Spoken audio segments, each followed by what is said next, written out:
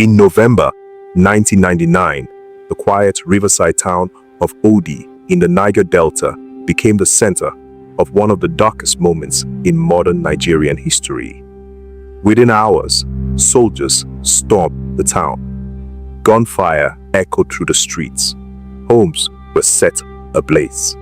And when the smoke finally cleared, an entire community had been reduced to ruins.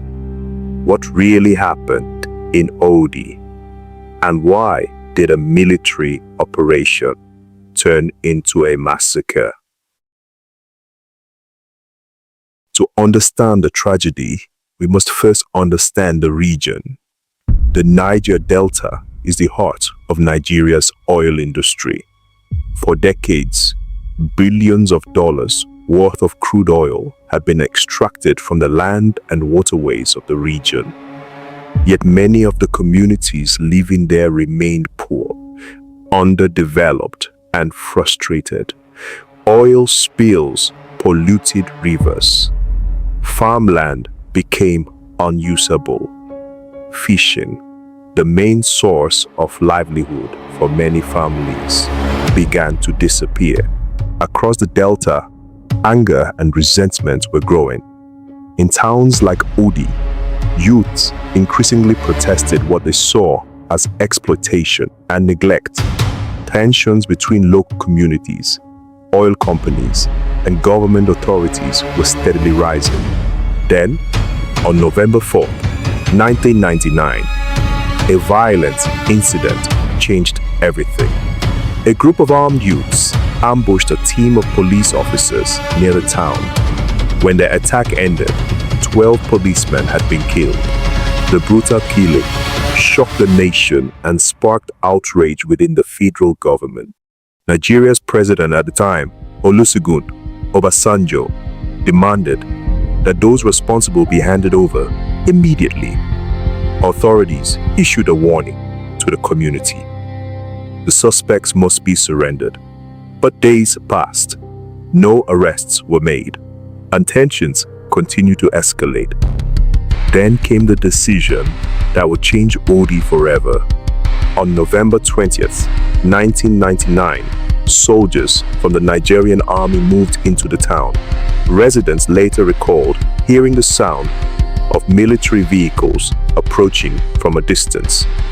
Many people, sensing danger, fled into nearby forests and creeks, but others remained behind. What followed was devastating. Witnesses say soldiers opened fire across the town. Buildings were hit by heavy gunfire. Homes caught fire as flames spread through the community. Within hours, large parts of Odi were burning. Entire streets were reduced to ashes. Markets, churches, and houses were destroyed.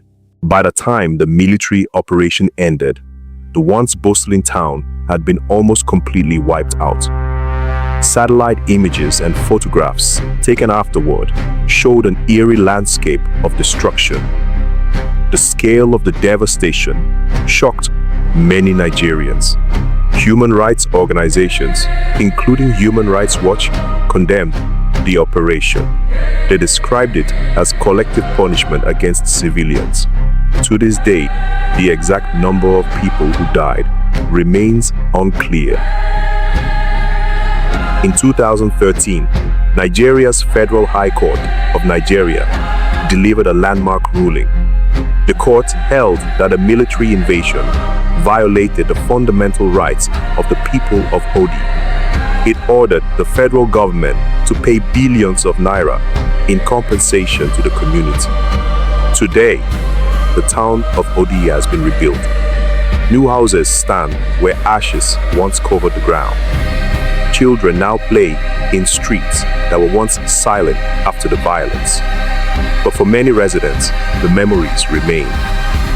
The story of Odi continues to raise difficult questions about justice, accountability, and the use of military power against civilians. It remains one of the most controversial events in Nigeria's democratic history.